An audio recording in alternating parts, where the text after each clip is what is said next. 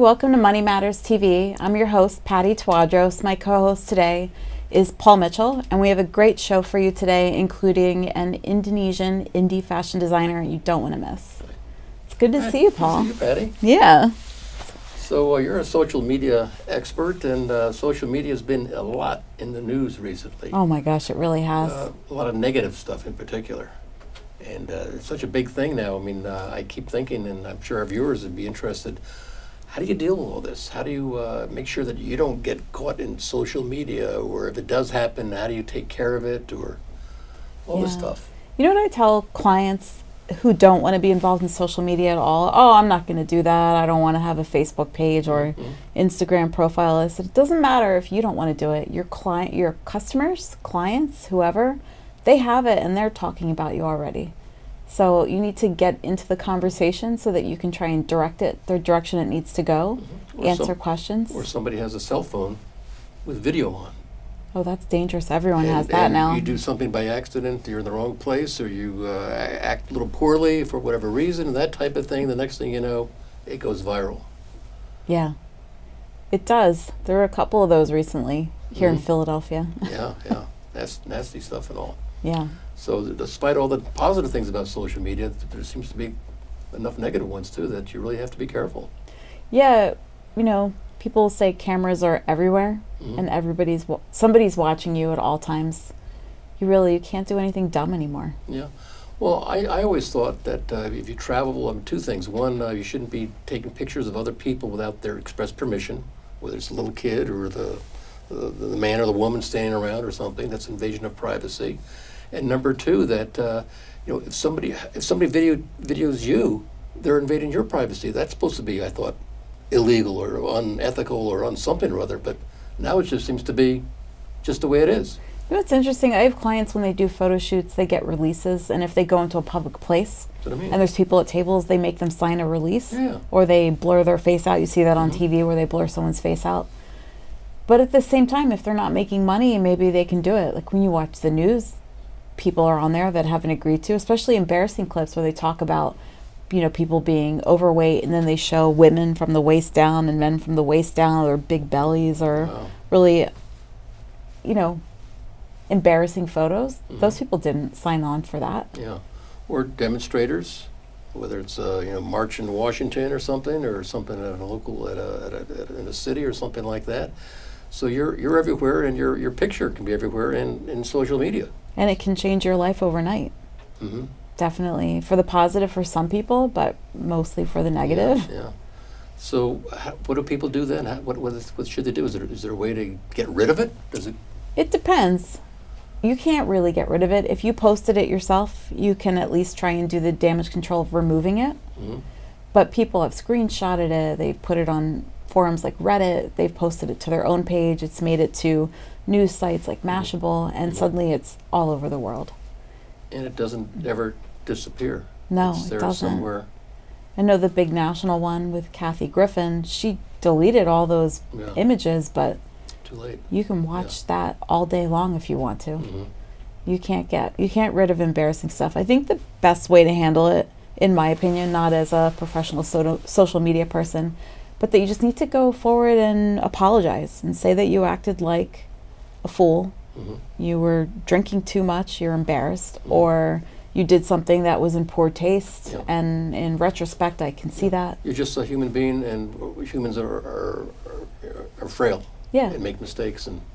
And for some things it's gone in 2 or 3 news cycles, and some things, by the time those news cycles have passed, you've also lost your job. Yeah. Which I know that happened to a couple of those people that were on the news recently. Yeah. So, and just be careful if you're in public, out there, outside your 4 walls of your castle.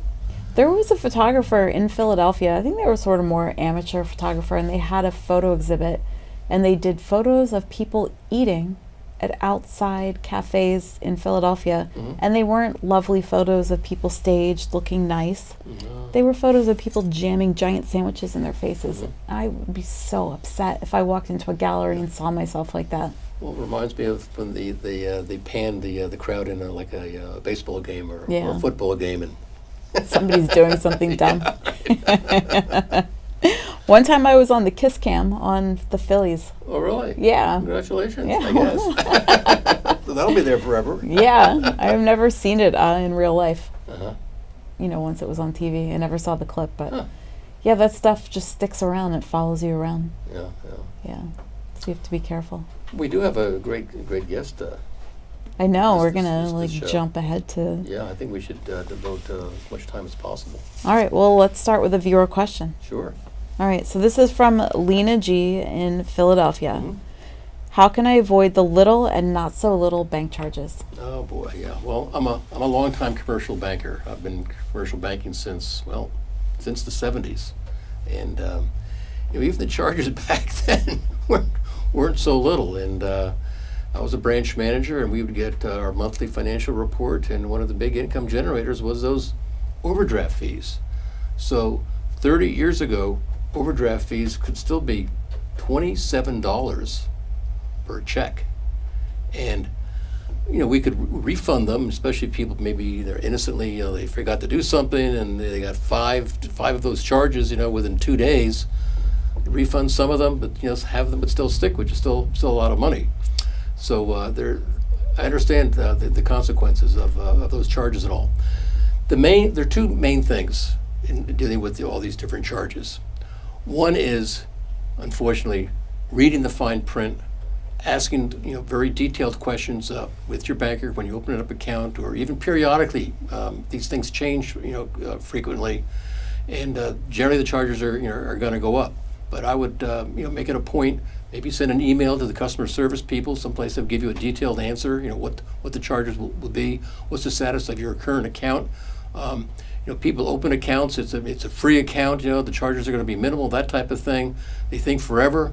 And then maybe the bank gets bought by some other bank, and now it's not the same old bank, and all those types of things. Asking a lot of questions. Yeah, reading the fine print, I'm sorry. You're responsible for that. Of course, the other thing is understanding what at least the general rules are, the big fees, the main fees you might run into up front. Different banks have different policies, especially whether it's a free checking account, whether you maintain a minimum with no minimum balance required. And there are banks that do that, generally local community banks. You can check around. Larger banks generally aren't quite as liberal with that, though sometimes they have a senior account. Check it out. Nothing wrong with saying, hey, I'm a senior, here's my driver's license, I'd like to take advantage of this deal. So what kind of charges might you run into? Minimum balance requirement. It's free checking. You just have to maintain $1,000 on average, $10,000 on average. You have to have your paycheck or some other kind of check automatically deposited every month. It gets pretty complicated. So ask the questions of the banker. You got to read the fine print. It's probably not going to go away, but check around. Just like any kind of business, they vary from time to time. They may all look the same, but if you really get underneath the covers and stuff, you can see some differences and find out which is the best bank for you. It's a good question. We all have to deal with it. Thanks. I think a good point is if people do accidentally make a mistake and they get an overdraft, Or any kind of charge. to call and ask for if they would give refund. it back to you. An explanation. No, Yeah. I personally had a situation where I did a stop payment. I was concerned about this check coming through or whatever, trying to stop a previously monthly charge in my account. Mm-hmm. And if I stopped the payment, it was going to be $30. If I let it go and overdrew my account, it was going to be $35. And the person at the branch said, "We'll take care of it. It's okay." So that's the other best advice. Personal touch. Yeah, and once or twice, but if it becomes a pattern, and they have ways of checking how many times that happens. So, but once or twice, yeah. Okay, great. And if you have questions and you want to send them into Money Matters, here's how to do it. You can have your questions answered on Money Matters. Please go to our website, money-matterstv.com. On our homepage, click on the banner on the right that says Send Us Your Questions. While you're on our website, you can find information about our hosts and guests, as well as show notes and links about this show and past shows. Money Matters is also available as a podcast on iTunes and Stitcher, so you can listen to Money Matters while you're on the go. That website address, again, is money, MONEY, -matters, www.metrinitv.com. So our upcoming guest, her name is Metrini Simatupang, which I am sure that I destroyed her name in some way. But she is an indie fashion designer, and we are lucky enough to see a clip of her showing at New York Fashion Week. So take a look.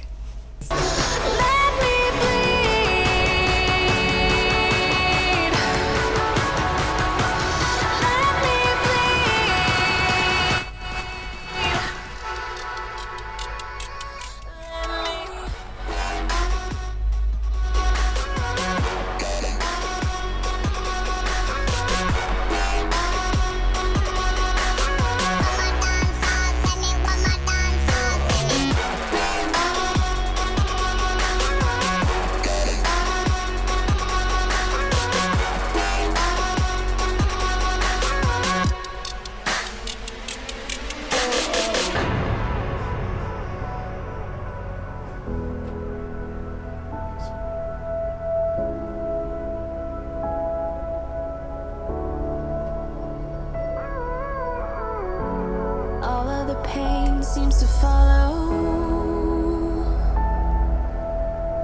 like a shadow dark and cold to the touch. Am I insane not to let go?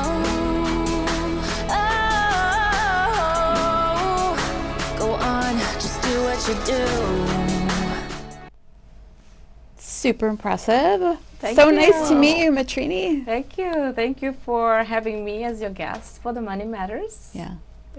So how did you get into this business? Well, it's not easy. I used to live in Philadelphia, and I took fashion studies at Moore College, art and design. And in the classes we do the mood board, kind of those stuff, how to know about the fashion. So then I come up with, creating one of collections, and I've been thinking about, a cocktail dresses or special events. So then I come up with the theme of Meet the Millennials. So, and then it started, with the younger generations. I kind of like learning from the baby boomers, and then we kind of like having buzzwords about Meet the Millennials. So I guess, well, let's try to do this. So then, then from there I started, to learn more about the style in American way, but also how to bring my own heritage. Like I'm from Indonesia, and how to mix them together. Yeah. Is that what you're wearing now, one of your own designs? Yeah, this is we call the name is an ulos, which is from North Sumatra, from Batax tribe. So if you ever drink coffee from Sumatra, so then you met with the person, the native person, and these are the cloth that we usually as a tapestry. But now I'm thinking how to bring the pattern and also the characters of the fabrics into a wearable. So Beautiful. thank you. What is your background there? The drums and all. What's So all this that? is a drum. We call it a gondang, and usually in our traditions we used to have a music performance, such as in the wedding or funerals, and also if somebody have a celebration of harvesting. We kind of like from agriculture in a way. So then people we get together, and then having the musical percussion most likely, and having the drum get along with some of the flute and also another ensemble. So this is very artistic. I mean, like it's original. It has been shipped coming to the to United States, and this is the community. We call it a Parsadon Bangsa Batak, which is like the community of Bataknis in Washington D.C. area. Okay, I see the name there. Yes. So somebody doesn't walk into a music shop in Sumatra and buy this. Yeah, they collection. can. Then they can? need to do the shipping because Okay. it's a big one, right? Like if you heard about Javanese music ensemble from Gamelan, and then each of the other tribe, and this is from Bataknis, and the kind of similar concept. Yeah. So how did you get to show in New York Fashion Week? That's a very prestigious opportunity. Yeah, first of all, I got opportunity to attend the they call it a pageant show, which is they call it a Miss Grand International. So then there is one of the Miss from the Luxembourg would like to highlight my dresses. So then I came there, and in Las Vegas it was last year. and showing case, and from there, networkings, and then they introduced me, to go to the New York Fashion Week to show my products. Well, how many other fashion people were at Las Vegas? Hundreds? A lot. Yeah, I mean, Yeah. how'd you get picked? I mean, that's quite an accomplishment. Yeah, we're super impressed. I guess what I'm trying to bring, for some reason they would like to see like independent designer that based on in US, since the Miss Grand International hosted in Las Vegas for the first time. They used to be in other Asian countries such as in Thailand, but now they're doing in Vegas, and they would like to find the independent designer from United States, not like a big name, because I'm still a newbie here. Sure. Yeah. Sure. Well, how many years have you been in the I business? started in the business by law. It's like 2014. Register. Having I put in under the name of Batax Bule Enterprises. I carry the label name is Batax. Yeah, you show your previous talking conversations about social media, and then we Yes. try to get into the social media. Instagram, Facebook, and e-commerce for the website. Yeah. So what does Batax mean? Or Batax is the name of my tribe. okay. Yeah, and then I kind of like make a X at the end. It's sort of like a futuristic in a way. I like and that. Then, and then like right now, what I learned from the U.S. in terms of business, you need to have like a catchy name, Yes. and then make it like as short possible, and it has as simple possible, but then it has a meaning behind it. So then I've been thinking, then I come up with the name of Batax as my tribe name, Yes. but then I changed spelling Batax. So Batax is my private label. So when you got invited to New York Fashion Week, did you already have an entire collection ready? Yeah, I had like when you go to the runway, there's requirements for design at least showing 20 until 25 pieces of garments. So from the collections I get into when I was in the school, I started with the like 10 of them, and I did the fashion show at the Old District here, Old City, and then they highlight a couple of my dresses. But I was like, not so sure, whether it come out with the taste in Northeast, because my color is very bright, like colorful, maybe because it's coming from where I came from, like tropical country from Indonesia. So then after that, I adding more another 10.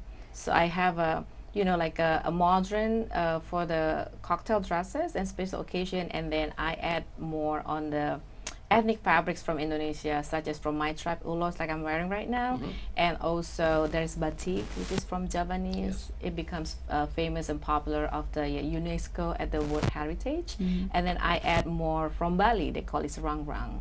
So these are the fabrics that usually came with the ceremony or tradition, but I bring to the different level into the dresses. So you're actually importing the fabric from Indonesia? The original one, I got it from Indonesia, but I get the mixed fabrics, like the solid color is from the US. And I tried to make a business model of made in USA, doing manufacturing Sure, here. sure. But at the same time, honoring where the fabric's heritage coming from, because most of them like hand looming, Yes. and also like waxing dyeing system with the batik. So kind of like bringing the originality. And it's not easy because there's the price point too that we cannot compete with the mass production from Sure, China, So try to bring it back to made in United States or made in America, at the same time, bring the culture and identity. So if I want to buy a dress now, what would I do? Not for you, right? Not for me. Hey, no, allegedly. So we can do direct from our website, and also we do some retail boutique in such as a co-op. Right now we're doing in DC, and previous year when I live in Philadelphia, I have a co-op here in Old City, and also some in the Walnut Street. So that kind of a co-op independent designer space, and yeah, hopefully, when I pretty sure about the boutique is settled, then eventually I'm going to have like boutique here in either in DC or in New York. Yeah. But it's a tough business when we do have brick and mortar system, so I'm kind of trying to find out a different kind of business model. So your demographic, is it millennial? Yes, it's at the age of 18 until 28, and then the second batch is like 29 until 39, because I do have a like a very formal but not formal in a way, like a shorter for the cocktail dresses, which is like more than like junior type thing, and then there's like evening wear, which is like a longer one, which is more likely like people that have been in the job and offices, they have like, special event like wining or dining, garden party. It's kind of like more spring and summer collections in a way. But I think in the fall or, during winter, people can get their coat, I guess, and still warmer because there's a lot of heater in the restaurant, in a party. Yeah. So why DC? You mentioned DC a couple times. Right now, I live in DC, and I expand a different market because DC is sort of like close to Maryland area and also Virginia. So I kind of like try to get more international exposure because a lot of embassy there, international organizations, people need, there's a lot of partying, like formal or informal, politics. All the lobbyists. All the lobbyists, right? Yeah. So I kind of like try to different markets before I move to West Coast. That makes sense. Yeah. So you were also in fashion show in DC, right? Yes, in DC Fashion Week that they highlight me as emerging designer. So, well, were you happy about that? You don't? Well, it's kind of a new cutting edge term, like why we call it emerging. I guess it makes sense because there is not like, it's not like fully couture. That's how the traditional of the fashion world. But then they're like bringing something new taste in the market. So they call it like emerging designer for that. Yeah. And you brought a clip for that, right? Yes, I got the clips, and I hope the audience can see and enjoy the clips. Yeah. Great. Why don't we play that?